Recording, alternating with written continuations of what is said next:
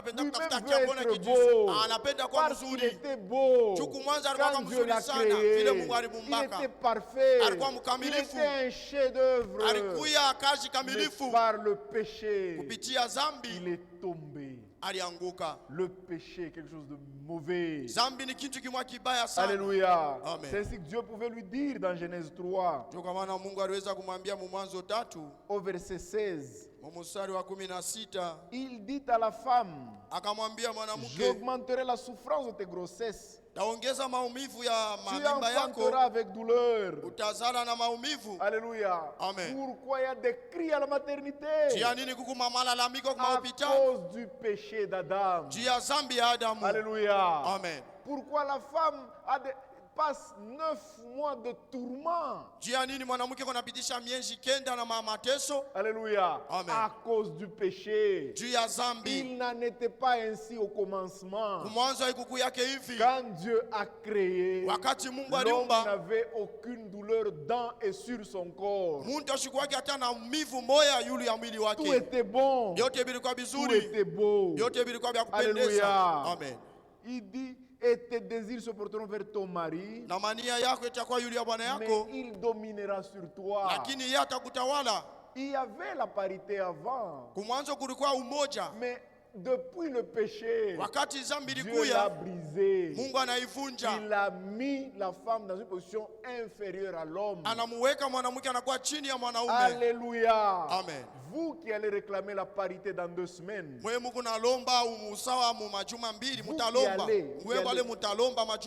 de mars, revenez à Genèse 16. Dans ce verset, Dieu a dit ceci: il va augmenter les souffrances des grossesses des femmes. Vous comprendrez que Dieu vous a donné la parité quand vos grossesses ne seront plus douloureuses. Aussi longtemps que vous aurez 9 mois pénibles, comprenez que l'homme dominera sur vous. Alléluia. Amen. Tu enfanteras avec douleur. Le jour que nous passerons la maternité, et les femmes seront enfantées en rigolant, nous comprendrons que le temps de leur donner la parité est arrivé. Mais aussi longtemps qu'elles enfanteront toujours dans la douleur, tes désirs se porteront vers ton homme et il dominera sur toi. Parce que tout est dans le même verset. C'est ça l'alliance que Dieu a eue avec la femme. Avec Ève. C'est ce que Dieu a dit à Ève déchue. Alléluia. Amen. Une seule chose va changer. Une seule chose va modifier ceci. C'est à l'achèvement de l'œuvre. Quand tout sera fini. Alléluia. Amen. Il va nous enlever de ce corps. Ce corps qui a été puni. Alléluia. Amen. Ce corps dans lequel la femme doit porter des douloureuse. Ce corps dans lequel la femme enfante avec douleur. Ce corps dans lequel l'homme domine sur lui. C'est à l'achèvement de l'œuvre que nous retournerons au commencement. Que nous serons exactement comme lui. Et nous partirons à l'enlèvement. Alléluia. Amen. Et il dit à l'homme, puisque tu as écouté la voix de ta femme et que tu as mangé de l'arbre duquel devait donner cet ordre, tu n'en mangeras point, le sol sera maudit à cause de toi. C'est à force de peine que tu en tireras ta nourriture tous les jours de ta vie. Il te produira des épines et des ronces, et tu mangeras de l'herbe des champs. C'est depuis ce jour-là que nous avons commencé à manger les légumes. Alléluia. Amen. Ils ne mangeaient pas de légumes. Adam déchu. Ni yule Adamu alikuwa mwenye Il a kuanguka. commencé maintenant à manger les légumes. Anaanza kula vya mayani. Alléluia. Amen. C'est à la sueur de ton visage que tu mangeras du pain. Ni kupitia yasu yako ndio utakulia mkate. Jusqu'à ce que tu retournes dans la terre d'où Ni tu as été kufikia na pris. pale wakati utarudia Car kwa tu es bulongo. poussière. Maana uko Et mavumbi tu retourneras dans la na poussière. utarudia kwa mavumbi. Quand le chef-d'œuvre est tombé, Wakati ile kazi kamilifu ilianguka, il a été soumis à la vanité. iliwekewa kwa mambo ya bure. La mort l'a envahi.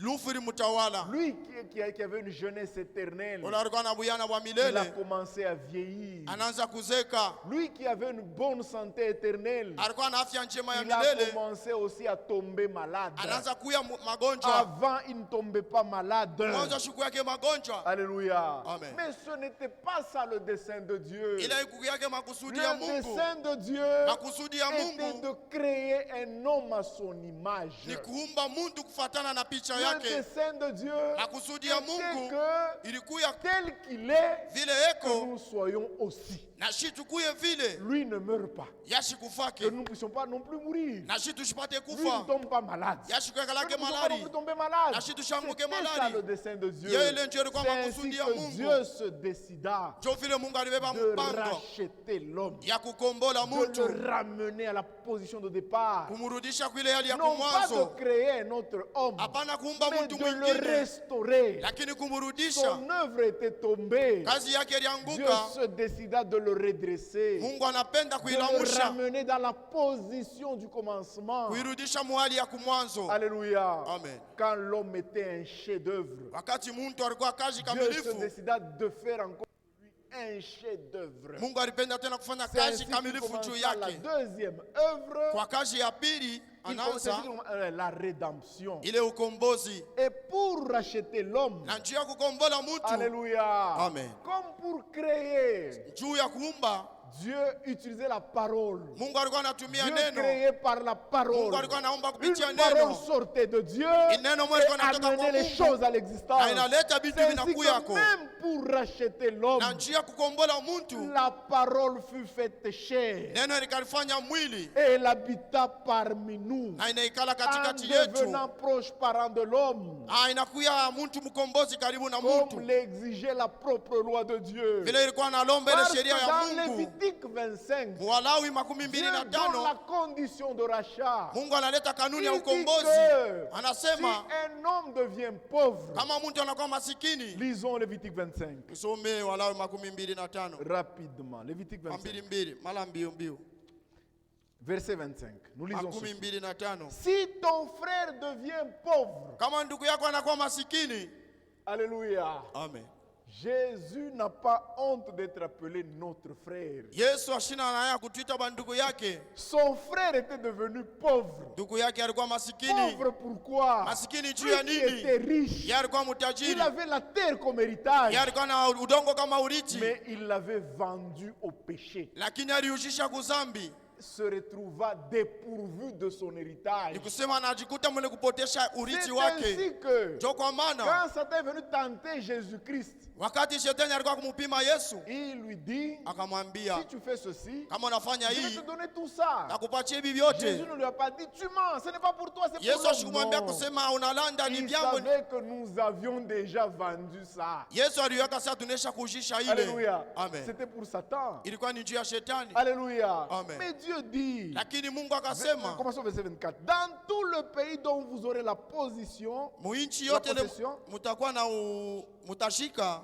vous établirez le droit de rachat pour les terres. mutaweka ile halali ya ukombozi nchi ya maulongo. Verset 23. Mstari wa makumi Les mbili na terres ne se tatu. vendront point à perpétuité, Ile ulongo haitaishiwa kwa car le lote, pays est à moi. kwa maana nchi ni yangu. Les cieux et la terre, c'est Dieu qui les a créés. Mungu ndiye aliumba Il dit mbingu na que dunia. Satan, même si l'homme t'a vendu, Hata mtu kama ça ne alikushishalo se vendra pas à perpétuité. abatayushisha kwa lote. Tout est à moi. Yote ni yangu. Alléluia. Amen. Et vous établirez le droit de rachat. Mutaweka ile halali ya ukombozi. 25. Si ton frère devient pauvre, Kama ndugu yako anakuwa masikini, l'homme avait vendu la terre mtu arudishaka bulongo et il était devenu pauvre. na alikuwa masikini. Alléluia. Il n'y avait pas moyen de lui retourner son droit ou sa Hakukuwa namna propriété. kumrudishia ile halali yake. et vend une portion de sa propriété, na kujisha sehemu ya celui qui a le droit de rachat, ule kona ile halali ya ukombozi, son plus proche parent, ule ndugu yake wa karibu viendra atakuya et rachètera ce qu'a vendu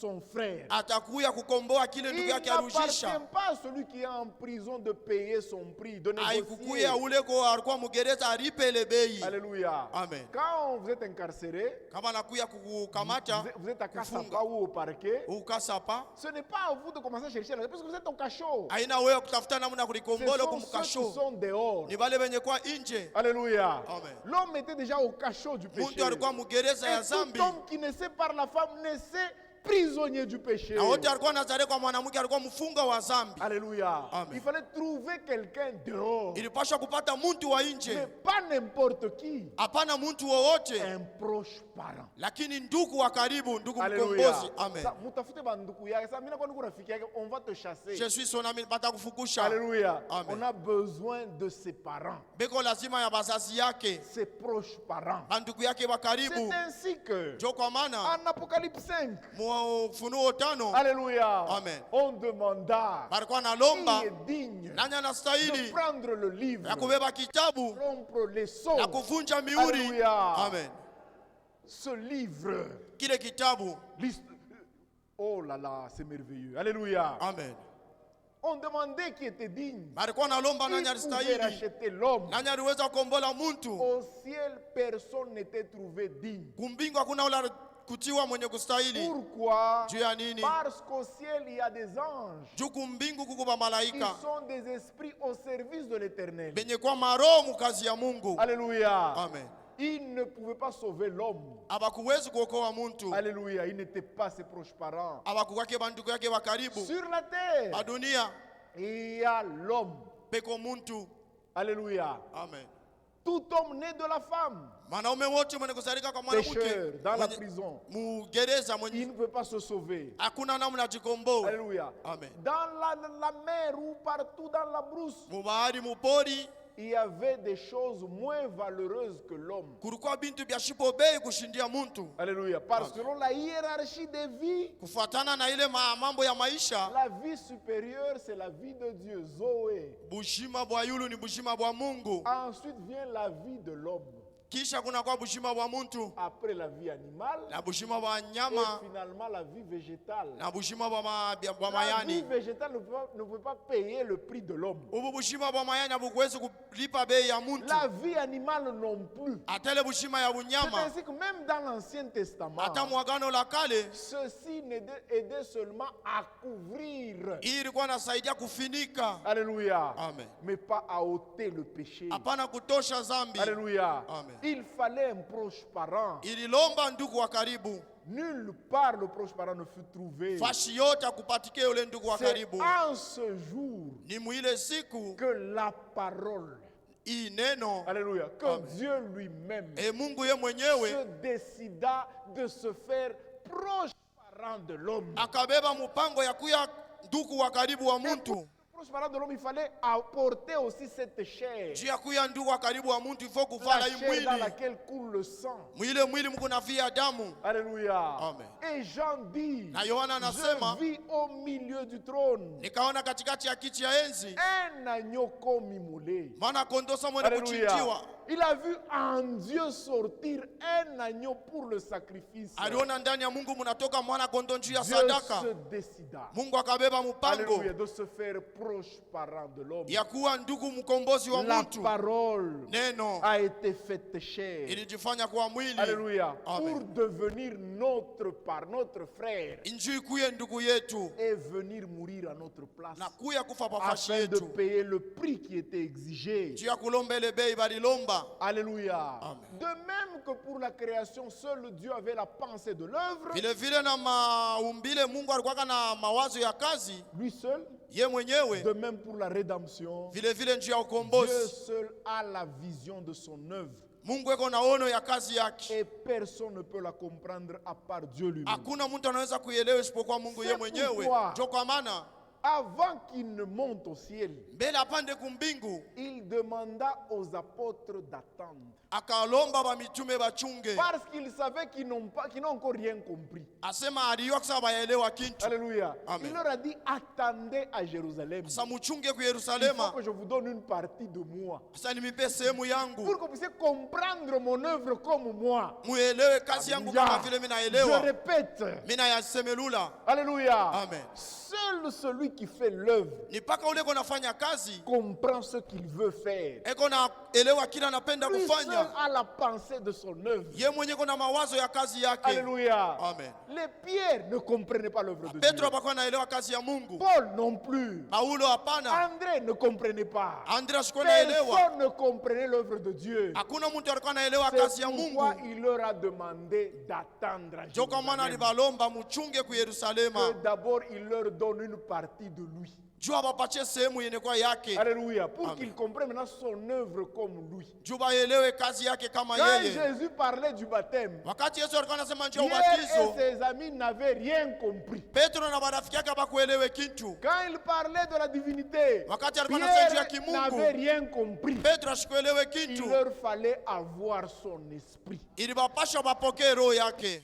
Comprendre maintenant l'œuvre de Dieu. Juu ya kukuelewa mzuri kazi ya Aujourd'hui, Mungu. même une prostituée au bar croit comprendre la parole de Dieu. Hata kama mubara anaweza kuelewa kazi ya Mungu. Non, c'est faux. Hapana. Alléluia. Amen. C'est pourquoi Dieu exigeait qu'ils attendent dans les yeux de Jérusalem la Ndio kwa maana promesse d'en Mungu alikuwa haut, na malomba bachunge ile malako ya kumbingu. avant d'être ses témoins, Mbele ya kuwa bashuhuda yake. avant d'être co-ouvrier avec lui Anju mbele ya boku ya bakutenda naye kazi. dans son champ. Mushamba yake. Imaginez, Muwazie. vous êtes dans un poste électrique, Amukufashimwa ya kutumikia vous ya allez faire moto. une intervention électrique, Napenda kusaidia juu mais ya vous moto. avez quelqu'un qui vous aide, il n'est pas électricien. Mungu na mtu anamembea sana wakazi ya moto. C'est très dangereux. Iko ya hatari sana. Alléluia. Amen. Vous pouvez être distrait, lui va prendre, il va toucher aux 15 000. Unaweza kwamba ni kulingama na bamba ku moto ya juu Alors, il sana. faut quelqu'un qui a les notions de l'électricité. Inapendeza ule mtu anayua mambo ya moto. Dieu ne voulait pas que ses co-ouvriers Mungu ashikupende bali atatumika nabo. qui ne comprennent pas son œuvre. Bashipate kuelewa kazi yake. Alors, il fallait d'abord que ce soit des gens qui ont le plan. Ilipendeza bakwe na mapu. Un maçon qui ne comprend rien de tout ce qu'on est en train de faire. Mjengaji ashiwe kila anapenda Ou bien kufanya. un boy maçon qui ne comprend rien. Wala wa kumsaidia ashielewe Il kitu. va mettre les briques, il va construire n'importe où. Batayenga fashi ya Et izuru vous fashi aurez gani. toujours à démolir chaque jour. Na kila siku mtakuwa na pomona. C'est pourquoi Dieu, évitant de démolir chaque jour, Mungu aliepuka kwanza kupomona il kila leur siku. demanda d'attendre Anabalomba baongojeye. que d'abord la promesse vienne sur eux.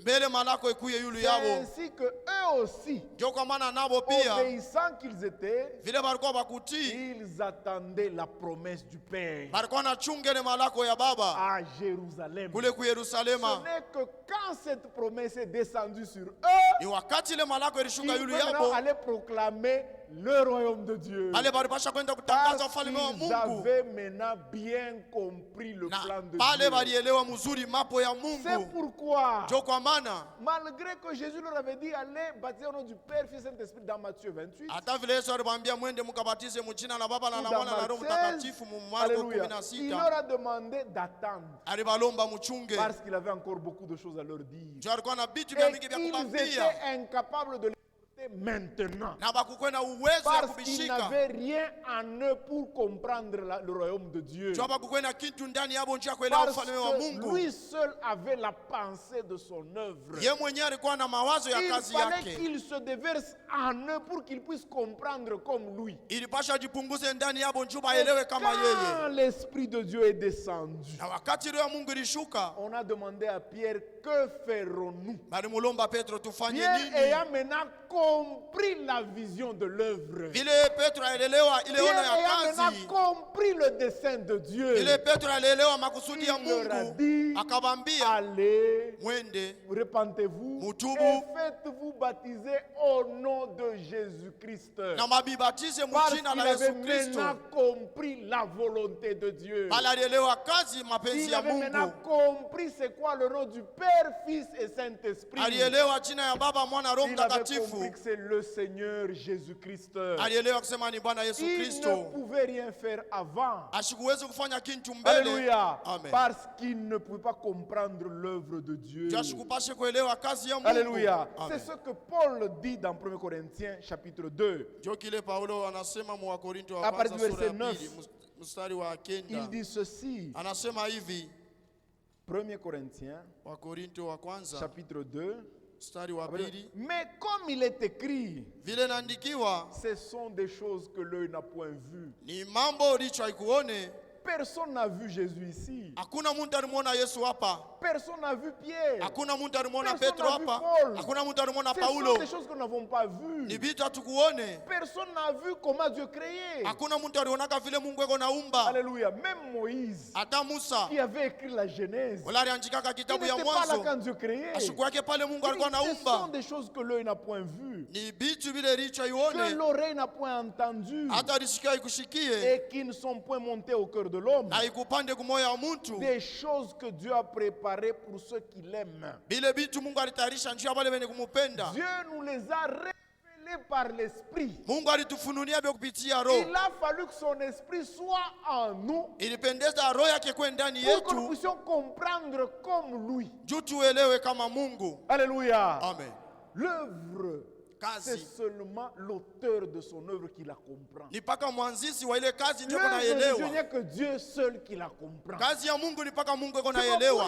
comprendre comme il faut d'abord être une portion de lui. Anjia kuelewa inapendesha kwa na kipande yake. Alléluia. Amen.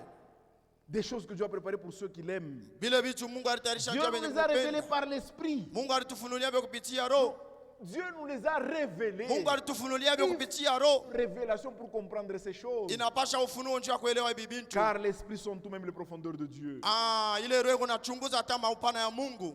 Qui donc parmi les hommes connaît les choses de l'homme si ce n'est l'Esprit de l'homme qui est en lui? Nani katikati ya watu anaweza kuya roho ya Mungu isipokuwa roho ine kwa ndani De yake? même, personne ne connaît les choses de Dieu si ce n'est l'Esprit de Dieu. Na vile vile hakuna mtu anaweza kuelewa kazi ya Mungu isipokuwa Mungu yeye Personne ne mwenyewe. connaîtra l'œuvre de Dieu s'il n'a pas d'abord l'Esprit de Dieu. Hakuna mtu anaweza kuelewa kazi ya Mungu kama shina na roho ya Mungu. Alléluia. Amen. Seul Ni paka celui tu qui fait l'œuvre, ule kona fanya kazi. seul, Ni paka tu lui seul a l'inspiration. yeye mwenyewe kona Et lui usukumo. seul sait ce qu'il est en train de Yeye faire. mwenyewe anajua kile kona Et il fanya. faut être lui pour comprendre comme lui. Inapaswa kuye yeye njoo elewe kile yeye. Alléluia. Et aujourd'hui, Dieu s'est déversé dans son église Na leo Mungu anajitumbukiza pour que ndani ya nous puissions kanisa bien yake. comprendre son œuvre. Juu tuelewe mzuri kazi yake. Or, nous n'avons pas reçu l'esprit du monde, Japo tukupokea roho ya mais dunia, l'esprit qui vient de Dieu, lakini roho inakutokea kwa Mungu. afin que nous connaissions les choses que Dieu nous a données par sa grâce. Juu tuelewe vile bintu Mungu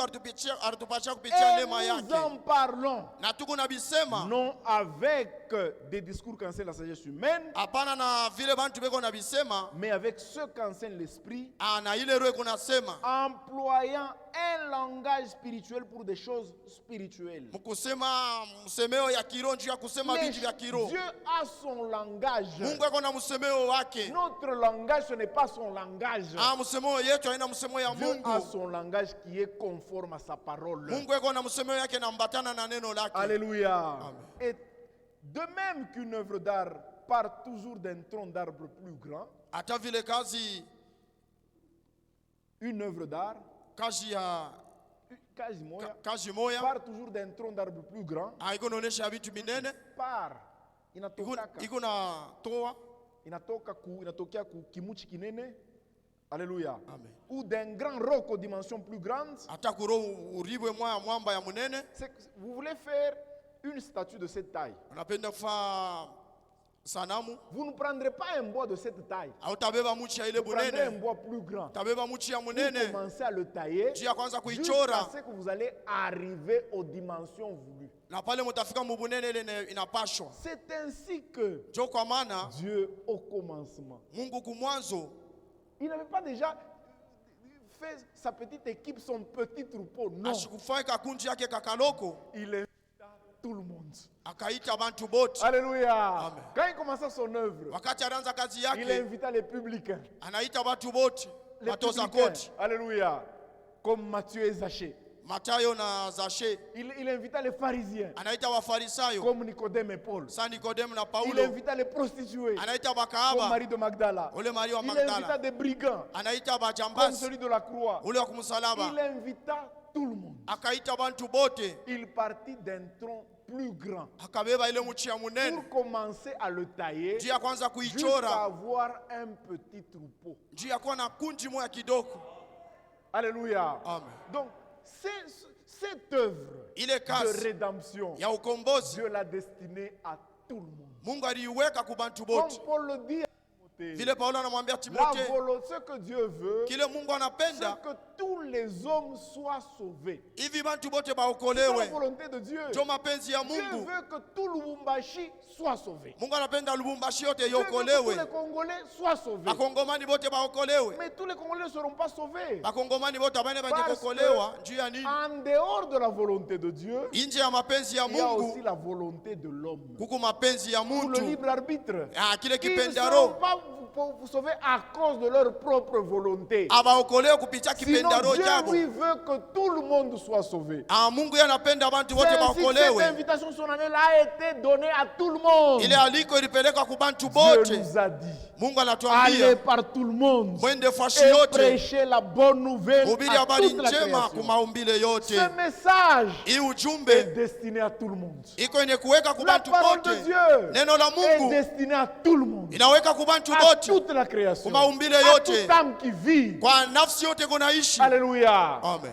Mais à la fin, Lakini kumwisho seul un petit groupe se laissera avertir. ni mpaka nkunji kidogo itacha baipate On kuyambia. parle des rocs plus grands. Manabebe ile mchi Et munene, Dieu mwamba est en train munene. de tailler. Mungu eko naichora. Celui qui ne veut pas, il reste. Wala shipenda na Celui qui ne bakia. veut pas, il reste. Wala shipenda na Celui qui ne bakia. veut pas, il reste. Wala shipenda na Jusqu'à bakia. ce que Dieu va rester avec un petit groupe d'obéissants. Ah, kufikia na pale Mungu atabakia na kankunji kaloko kabakuti. Alléluia. Amen. Dieu a dit aller par toute la terre. Mungu anasema mwende pa dunia Et pote. celui qui croira et Ulatamini qui sera baptisé na sera atabatisiwa sauvé. ataokolewa. Mais celui qui ne croira pas sera condamné. Ulastamini atahukumiwa. L'appel solennel est lancé à toute la création. Ile mwito inaita watu Tout bote. celui qui me suit, Wote kona Dieu nifuata. est en train d'achever son Mungu œuvre. eko namaliza Et kazi il a yake. appelé tout le monde. Anaita bantu Il bote. n'a fait exception de personne. Asikatarie muntu. C'est un appel solennel lancé à tout le monde. Ni kusema ni Même aliko à wanaita toi bantu qui bote. écoutes, Na wewe même si tu écoutes unashikia. en différé, Hata kama l'appel utatushikia. t'est aussi lancé. Na wewe wanakuletea ile aliko. Alléluia. Amen. Mais si tu n'arrives pas Kama ufikie à la perfection, ya c'est kukamilifu, toi-même qui l'auras voulu. we mwenyewe ndio unaipenda. Mais sinon l'appel est fait à tout le monde. Ah, aliko inaleta kubantu Tout le bote. monde est invité pour cette bonne œuvre de la rédemption. Bantu bote banabaita njia hii kazi mzuri ya Tout le ukombozi. monde pouvait se demander ce qu'il en était. Ah, bantu wote baliweza kujiuliza kile kuyaka. Mais seul Dieu avait la vision de l'œuvre. Ni paka Mungu peke yake alikuwa na Quand il ile a ono ya commencé son kazi. œuvre, Wakati alianza les kazi gens se yake, demandaient finalement, c'est quoi ça? bantu walikuwa Il wanajiuliza est ni entré de nini. Jérusalem, les gens chantent. Anaingia on fait des Yerusalemu, bruits, des anafanya mouvements. makelele. Qu'est-ce qui se passe? Ni nini Les gens ne kunapitikana? comprenaient rien. Bantu hawakwanza kuelewa Comme quand kitu. quelqu'un dessine. Wakati mtu eko na Des weka fois, vous ne comprenez pas ce qu'il est en train de dessiner. eko na njika nini? Il faut que l'œuvre Ni paka ile kazi inaendelea. pour comprendre ce qu'il est en train de faire. Juu ya kuelewa kile eko nafanya. Notre Dieu, au commencement de l'œuvre de la rédemption, Mwanzo Mungu kazi yake ilikuwa ni ya ukombozi. personne ne comprenait ce qui se passait. Akukwe mtu alikuwa C'est anaelewa ainsi kilikuwa dans napita. Actes chapitre 2 verset 13. Matendo ya Mitume sura ya pili. D'autres personnes se moquaient Bantu wengine walikuwa et wanawachekelea ils disaient, na kusema ils sont ivres de vin doux. banesha kuleweka na ile mvinyo. On les prenait pour des soulards, des ivrognes. Walikuwa wanabaona kama balevi. Ils ne comprenaient pas ce qui se passait. Abakuwa naelewa kile kilikuwa Alléluia. napitikana. Même quand Dieu nous a appelés, Hata wakati Mungu Dieu alituita, nous a appelés tels que nous sommes. alituita vile tulikuya. Alléluia. Amen. Et les gens de fois se moquent. Saa ingine bantu walikuwa wanatuchekelea. Ah, naona mini. Etoa utiti ya kri. Jini bia bo mushu. Atima, Mumpombo takuya paka pe mashiku. ativwa bwana. Personne ne comprend qu'est-ce qui se passe. Hakuna mtu alikuwa anaelewa Seul kile Dieu kilikuwa a la vision napitikana. de l'œuvre. Ni Mungu eko na ile ono ya kazi. Même pour chacun de nous, Hata kila mmoja Dieu wetu nous a demandé de venir tel Mungu comme ça. anatuita tukuye vile Oh non, twiko. chuma mbele nyache mbele mpombe. Ushatake Je jalban vous d'accord, salwale. non, non, non, viens. Hapana. Même ivre, viens. Hata huku mulevi kuya. Alléluia. Amen. La parole s'occupera de toi. Nene takuangaikia. Oh non, pour aller à l'église, qu'on m'enlève d'abord les mèches. La parole se chargera du reste. Alléluia. Amen. Comme Dieu a dit dans 1 Corinthiens 7, au verset 18 et 20, que chacun demeure dans l'état où il était lorsqu'il a été appelé. Ne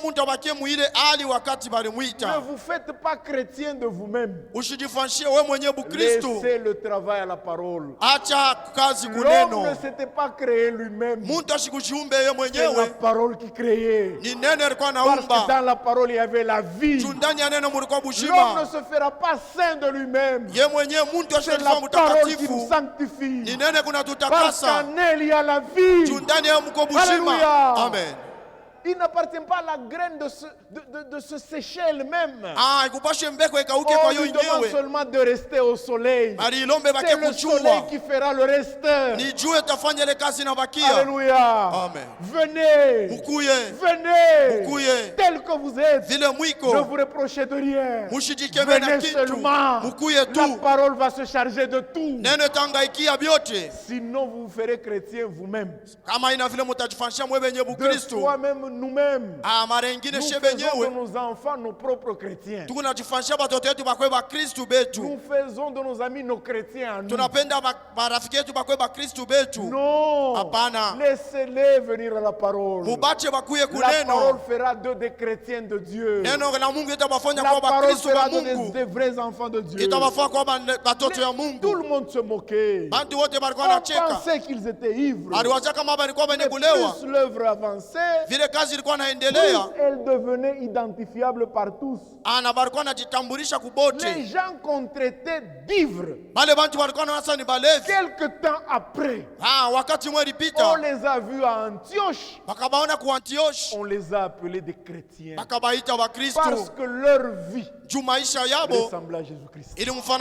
Leur prédication ressemblait à Jésus-Christ. Leur comportement ressemblait à Jésus-Christ. Ils commençaient à devenir des chefs-d'œuvre. Plus le temps passait, plus ils s'identifiaient à Jésus-Christ. De la même manière, au 6e âge de l'Église, dans l'âge de l'Église de Philadelphie, l'origine du méthodisme, ce fut un groupe d'Oxford auquel se joignirent John et Charles Wesley, son frère. Ce groupe vivait selon la vérité, par une expérience réelle, plutôt qu'en se contentant de faire des doctrines leurs normes. Il ne suffit pas de dire Mukanisa yetu, aina mambo ya Mukanisa Ce n'est pas yetu. dans les problèmes de notre église, mais lakini ni neno. Mukanisa yetu atufanyage. Dans notre église, tu t'es trompé. Aina mambo ya Mukanisa yetu. Ce n'est pas les problèmes de notre église, c'est la Bible. Si nous ne faisons pas ça, c'est la Bible qui nous l'interdit. Kama tufanye kini Biblia Si inatukatalia. nous sommes différents de tout, c'est la Bible qui nous le Kama tunachana na demande. bote ni Biblia inatuambia. Alléluia. Amen. Oh, Mukanisa yetu, Oh, pasteur dans notre anasema, église, tu oh, le t'es pasteur. trompé. Unaweza Ce n'est kuanguka. pas l'affaire du pasteur. Haina mambo ya C'est pastori, l'affaire de la parole de Dieu. ni mambo ya neno la Mungu. Tous ici nous sommes soumis à la parole. Si wote tukunachiku neno la Et Mungu. ce groupe ne se contentait pas d'avoir des doctrines. Ile nkundi alikuwa anafurahiwa na kukuwa na mafundisho. Hapana. Ils se sont décidés de vivre la parole de Dieu. Alibeba mpango ya kuishi neno la Mungu. Ayant rompu complètement avec les traditions anglicanes. Banakatala ile mambo ya Puisque le papa de John Wesley, Juma nasema mambo ya John le Wesley. papa de John Wesley, Baba yake wa John c'était un Wesley pasteur anglican. alikuwa ni pastor wa Anglican. Alléluia. Amen. John ne s'intéressait pas à la religion de son père. John Mais Wesley il alikuwa voulait anaangalia vivre mambo ya selon baba la yake. parole de Dieu. Alipenda kuishi neno la Mungu. Alléluia. Amen. Et c'est comme ça Na njoo vile on a commencé à les appeler des méthodistes. wanaanza kubaita ba Methodist. Par moquerie. Kwa kwanza kubachekelea. Voyant leur mode de vie méthodique. Alléluia. Amen. Non, Mkristo fulani hivi. Non, Mkristo kusema hivi. Non, Mkristo hivi hapana. Alléluia.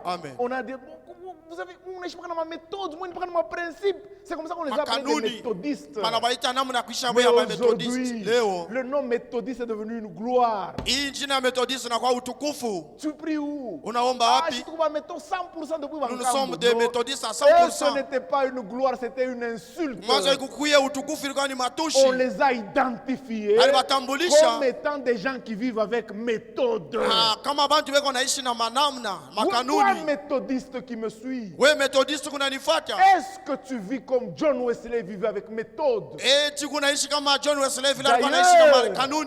D'ailleurs, chez eux, avec leur maman Susanna Wesley, quand elle chicotait son enfant, n'avait même pas le droit de pleurer. Il disait même merci à maman. Parce que selon lui, le fouet, c'était pour son bien. Est-ce que toi, tu fouettes encore ton enfant? Alléluia. Amen. Et toi tu déranges, va dormir. Où est-ce que Dieu a dit que va dormir? Dieu a dit fouette-le.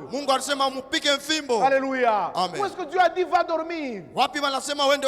Alléluia. Amen. Vous voyez, chez eux ce n'était pas comme ça. Ce n'était pas une famille Facebook, une famille WhatsApp, une famille novelas. C'était des gens qui étaient assidus à la parole. John Wesley pouvait faire 8000 km par an à cheval prêchant la parole de Dieu. Mais aujourd'hui, même à l'heure de culte, nous sommes tous dans nos salons avec les télécommandes. Mais nous nous appelons néanmoins méthodistes. Non, on les a appelés méthodistes parce qu'ils ont vécu avec méthode. À l'origine du pentecôtisme, ce n'était pas une gloire. Moi je suis des 35.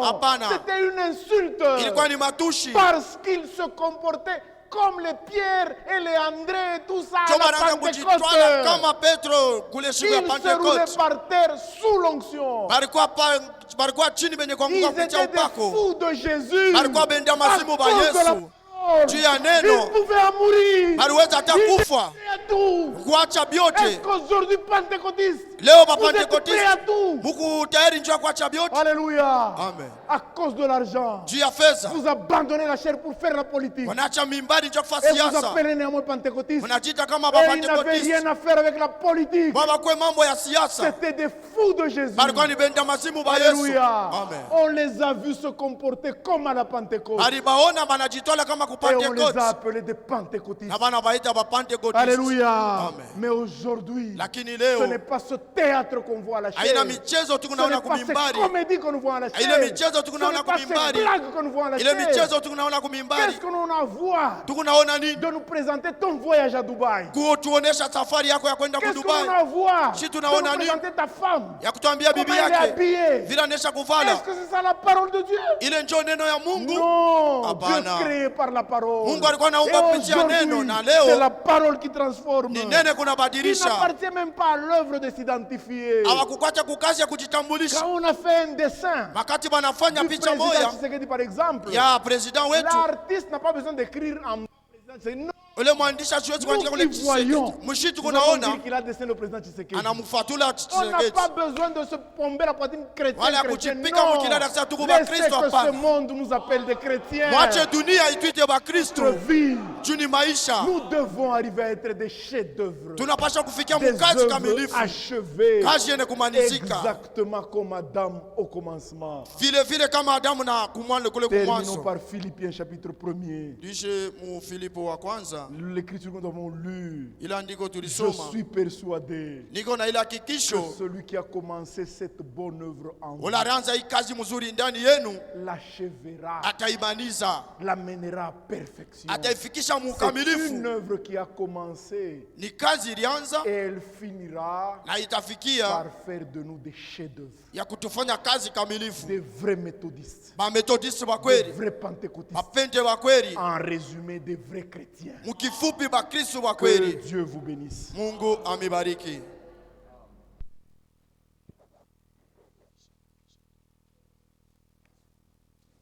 Que le nom du Seigneur soit glorifié. Jina la Bwana litukuzwe.